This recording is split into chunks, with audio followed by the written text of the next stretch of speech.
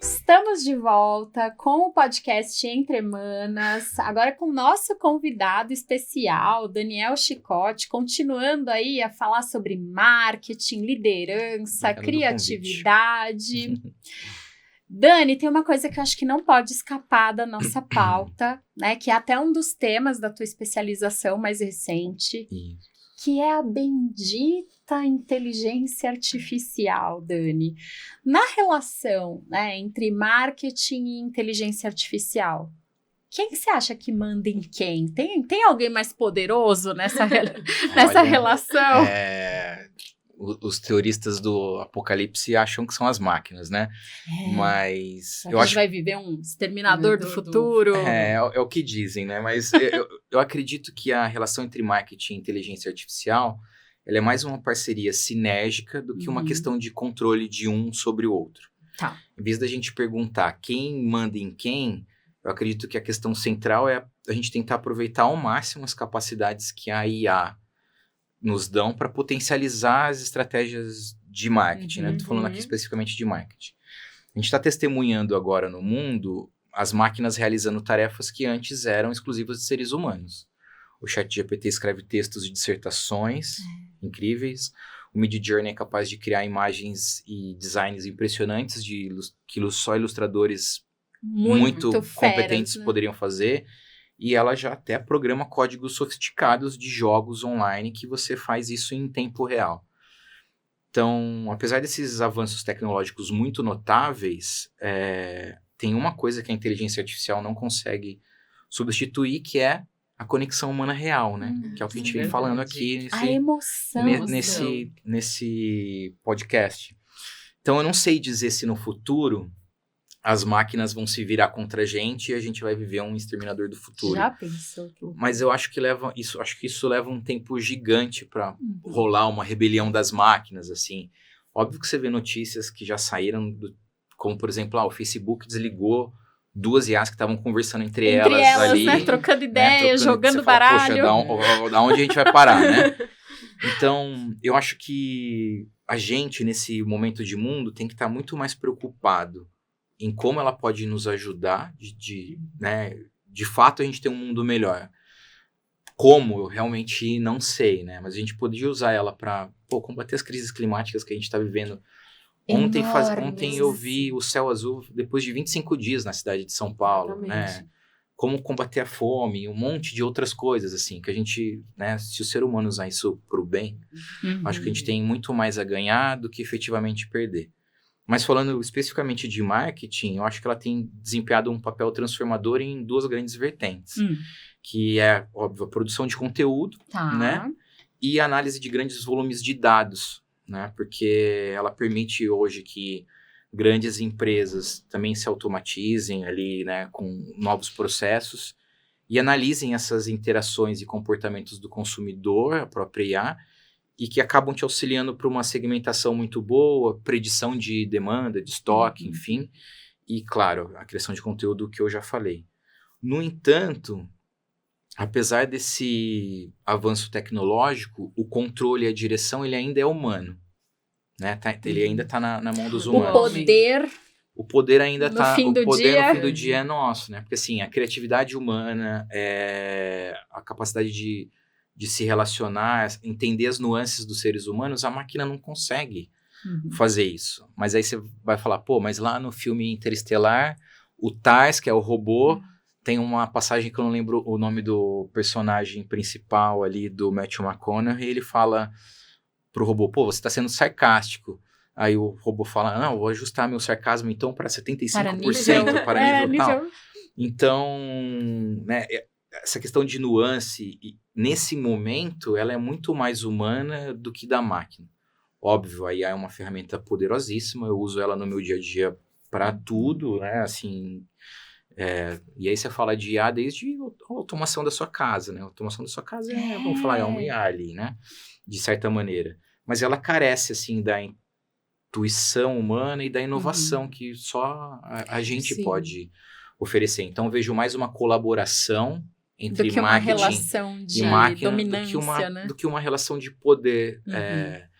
100%. Óbvio que isso vai se aprofundar muito nos próximos anos. A gente está vivendo como o desenho dos Jetsons, né? Antigamente. Então, você chegou Né? num ponto que... Videochamadas. Exato, coisas que a gente existia. Será que a via gente vai ter uma Rose em casa, né? Provavelmente teremos, né? Que é um pouco do Eu, Robô, o filme do Will Smith, Sim. né? A NVIDIA está produzindo, a Tesla está produzindo robôs humanoides ali e não sei em larga escala quanto tempo isso vai demorar para chegar.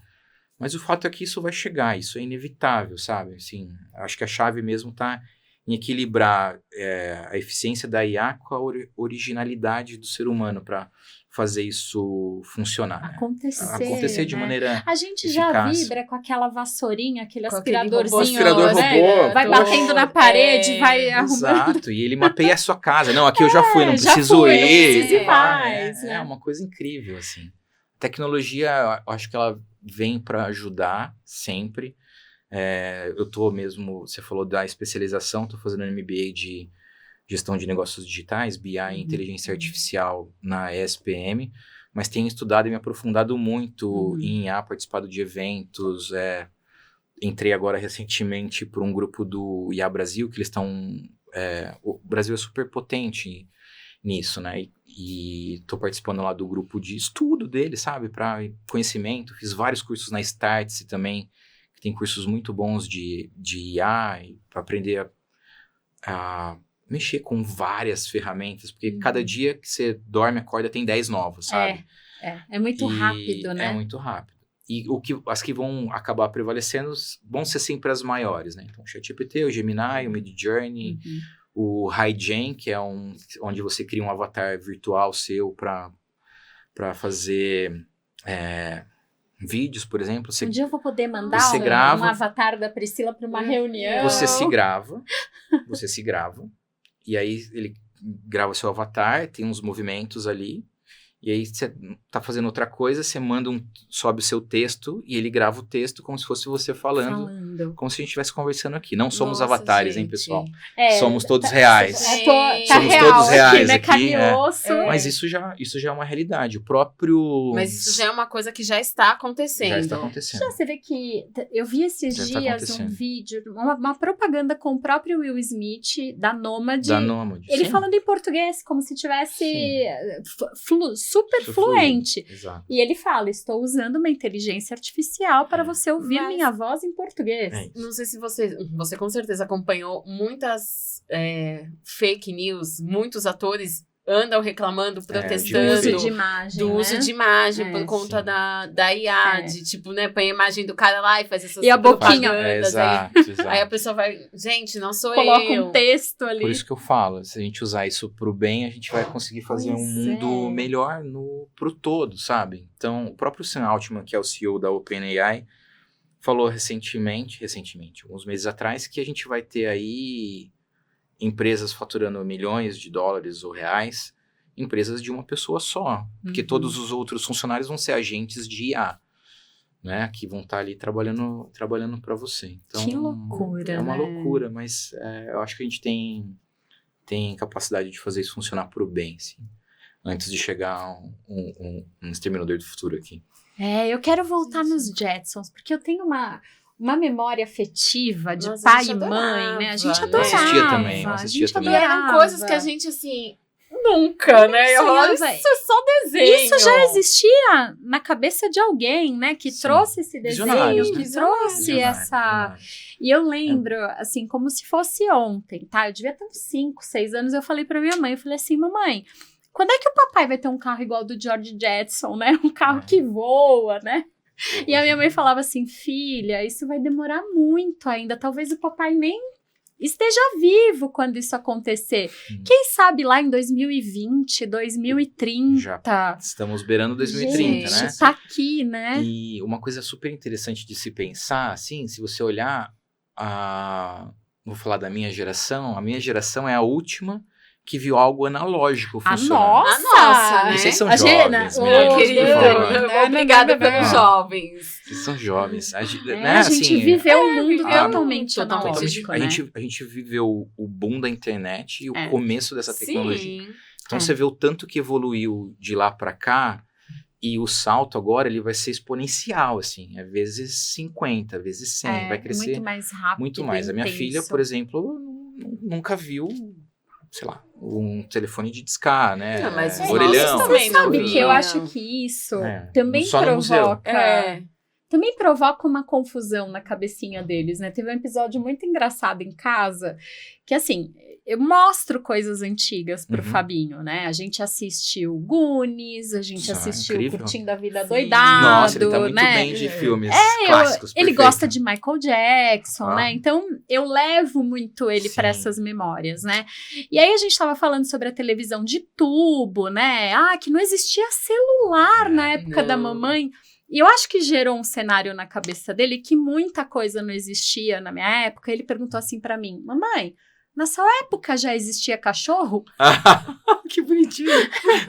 Não, filho, eu convivi com o Tiranossauro Rex, né? Assim, Que bonitinho. porque do mesmo jeito que é confuso pra gente, porque a gente Claro. tem essas referências, Claro, super. eu acho que fica confuso pra eles também imaginar a era, o século Totalmente, passado, né? Totalmente. Eu estudei processamento de dados, né, no Colégio Técnico, na Fundação Bradesco, antes de ir para o marketing, né? Então, eu fiz processamento de dados e lembrem que eu falei que eu ia ser engenheiro da computação. Sim. E a gente programava em COBOL, foi o surgimento da internet ali, dos computadores, aquelas telas verdes do computador. Com aquelas Você letrinhas. Você só usava assim, o DOS, né? assim, para programar Nossa. naquela época. Então, se você pensar isso há, sei lá, 20 e poucos, 30 anos atrás, é uma coisa muito maluca o que a gente está vivendo. Mas no bom sentido, assim, eu sempre tento olhar com bons olhos essas coisas da tecnologia, sabe? Assim, eu sou entusiasta, né? De tecnologia, adoro Sim. gadgets, assim. Então, espero que isso melhore com o tempo. E você falou uma coisa muito legal, esse lance da programação, do DOS, né? Quando eu entrei em RH, eu peguei bem o momento de transição do cartão picotado. Lembra Sim. aquele da manivela, Batia né? Que você ponto, tinha que né? furar o cartão? Furar. Pro DOS. Eu peguei esse momento de É. implantação da leitura, né, do reloginho com código de Sim. barras e tal, e aquela tela verde, aquela tela azul com a letrinha cinza, me dava Sim. até uma tremedeira É. na época. Foi a época da informatização, né, que surgiu. Eu tava na Bosch nesse tempo, e a minha primeira área que eu fui trabalhar na Bosch foi a área de treinamento e desenvolvimento, né, colado ali no RH. E eu era o responsável, o analista responsável ali, para dar treinamento de computação para o pessoal que era chão de fábrica. Então, o pessoal que era chão de fábrica ia para a sala de computação, a gente tinha uns CDs com Web-Based Training, né, o WBT, e eles aprendiam a mexer no mouse, a clicar, fechar a janela do Windows. Foi a época do boom ali de Caramba, Dani, a gente tem uma conexão incrível nisso, porque quando eu trabalhei na indústria também, final dos anos 90, comecinho dos 2000, eu participei de um projeto de alfabetização digital para operadores de máquina. Eu lembro disso. E é muito legal, assim, né? Então você vê o quanto que a tecnologia mudou o mundo e quanto vai mudar muito mais, assim. Rezam as lendas, né? Assim, pesquisas estão falando que as máquinas inteligentes, assim, as IAs já praticamente consumiram todo o conteúdo da internet. Tudo que estava disponível. disponível. Tudo que estava disponível já está consumido. E aí tem outras histórias de IA generativa que pensa por si próprio. O próprio ChatGPT lançou uma versão nova agora, que é o 4O1 Preview. Antes era o 4O, né? Nossa, gente, 4O. não sei nem a primeira versão. E é interessante, porque o ChatGPT ele é preditivo. Então, se você chegar para o 4.0 e perguntar para ele quantas R's tem strawberry, ele vai falar que tem 3. Aí você fala, você tem certeza? Ele vai te responder, não, desculpa, eu errei, são 2. Porque ele imagina as próximas perguntas. E essa nova, ela já pensa mais, assim, já sabe? É mais ligeira. O salto que isso vai ter daqui a pouco vai ser gigante. Vai ser gigante. E isso tem um baita impacto nas profissões, né? Do futuro. Totalmente. Nas profissões que hoje existem e que estão sofrendo, né? Os sofrendo. impactos. Totalmente.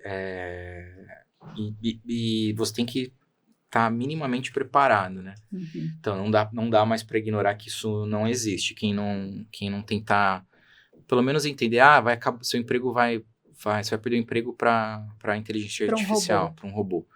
Eu acho que você vai conseguir trabalhar com robôs, né, ou inteligência artificial, se você souber como fazer isso Lidar com funcionar, isso, né? Talvez você faça isso. Se libertar de uma série de bloqueios, né? De Libertar uma série de pensamentos aí que limitam, né? É isso. Tem até um meme na internet que fala... a gente está desenvolvendo a IA, não quero que a IA pinte e faça quadros para mim para eu ter tempo livre de lavar minha louça. Não, quero que eles lavem minha louça. Minha louça para que eu tenha tempo de criar, né? Tem tempo de qualidade ali. Então... Mas esse perigo é iminente, né? Então, É da gente... sei lá, do mau uso mesmo, né? Do mau uso, com certeza. De você se escravizar também em função disso, né? Eu acho que assim, que nem tava falando, você tem que saber como usar. Pô, os ilustradores vão perder os trabalhos? Poxa, eu já vi algumas pesquisas que falam que alguns já perderam, mas talvez por não saber utilizar a ferramenta de maneira correta. Porque se você for conversando com a máquina e pedindo os prompts corretamente, ela vai gerar o que você está pedindo. É a saída da sua interação com ela, né? Não dela com você. Então, acho que isso é muito importante. Eu sigo um ilustrador que ele assim, teve um boom, né, de movimentação dele, que ele acaba promovendo encontros, né, com familiares que já são falecidos há muito tempo, mães que perderam filhos há 10, 15 anos e queriam uma imagem de como seria o filho hoje, e ele entrega isso, ele transformou isso numa solução de emoção mesmo, né? Uma solução... memória afetiva ele tá trabalhando. Afetiva, eu acho isso tão incrível. Uma propaganda que teve da Elis Regina recentemente, Ganhou né? prêmio. Legal. E da Glória Pérez. Também com a filha. Né? Mais de 30 anos atrás. Exatamente. Dá para ter coisas muito afetivas, né? Com coisas tão tecnológicas. Claro que dá. É só saber usar ela pro bem, como a gente vem falando aqui, né? Acho que esse é o grande diferencial de se importar com as pessoas, efetivamente usar isso pro bem, porque a gente tem né? A gente tem todo o recurso possível de fazer um mundo melhor e usar isso de maneira correta, sabe? Muito bom. A gente fica até, né? É um mix de susto com empolgação, entusiasmo, né? Você falou dos carros voadores dos Jetsons, né? Saiu agora, recente, aí o primeiro voo tripulado aqui no Brasil mesmo, de um teste de um carro com 4 hélices. Ai, eu quero pegar essa fase. Pegaremos, eu acho. Já pensou sobrevoar a Marginal Tietê? Que legal. Nossa. Mas lembra que no desenho dos Jetsons tinha congestionamento no ar. Lá em cima. Vai mudar a perspectiva, né? É verdade. Vamos ver o que o futuro nos traz aí. Eu fico empolgado com isso, né? Eu acho que a gente tem ganhos, hein? Como seres humanos. Sabendo aproveitar. Sabendo aproveitar da maneira correta. E a liderança, Dani, no meio de tudo isso, né, de todo esse cenário, liderança é uma pauta super presente, né, nas suas reflexões, nas suas publicações. Como é que você acha, né, que essa nova geração de líderes, né, que vai chegando cada vez mais cedo, né, na nossa época, você levava uma estradinha ali, um tempo de carreira, né? Hoje tá diferente, imediatista, né? Não virei gerente com 25 anos, vou me demitir dessa empresa. Exatamente. Uma coisa meio, eles, na verdade, já querem entrar, né? Meio maluca, assim. O que eu acho de verdade é que, assim, a gente tá enfrentando desafios e oportunidades de duas maneiras, assim, sem precedentes. E a liderança, em qualquer contexto, nessa esfera, principalmente por conta dessas mudanças tecnológicas, idem, né? Seja você um coordenador, um gerente ou um especialista, um consultor que trata com pessoas ali, né? Porque essa digitalização dos processos, a globalização das equipes faz com que os líderes também tenham que evoluir sua maneira de liderar, né? A pandemia fez a gente mudar muito, Esparramou né? a gente, né? Esparramou a gente, mas, assim, apesar de que recentemente muitas empresas já estão falando em voltar 5 vezes para o escritório presencial. A Amazon mesmo. A Amazon, né? Assustador. O lugar Ela que eu falou menos que imaginava. ela vai voltar, 100% presencial no mundo inteiro, todas as operações, 5 vezes por semana. A Disney, por exemplo, tem um dia só de home office. Eu acho que essa grande transição de liderança digital e remota foi esse desafio. Eu mesmo entrei na Vivo no meio da pandemia. Entrei em abril de 21 para gerir uma equipe ali de 5 pessoas que nunca me viram. Olha. Não sabiam quem eu era pessoalmente, como eu me comportava, quem é o Daniel, de onde veio, o que faz. E eu só fui conhecer a minha equipe para valer em novembro, quando começou a ser flexibilizada a ida ao escritório, vacina, máscara, toda aquela coisa. Então, acho que as habilidades humanas, de novo, acabam se tornando muito mais cruciais nesse papel, né? Principalmente para líderes. Eu tive a sorte de ter, no peso ali da balança, na medida, muito mais líderes excelentes e bons que me moldaram como pessoa e ser humano, né? Óbvio, para além dos meus pais ali, do que líderes ruins, assim, né? Então, acho que a habilidade humana, ela se torna crucial. Empatia, inteligência emocional, capacidade de ouvir e compreender a necessidade do outro é o que faz você ter eficiência como líder e uma equipe engajada de verdade, né? A tecnologia, ela pode facilitar esses processos todos, mas as conexões humanas é o que realmente impulsionam ali colaboração e inovação, eu acho.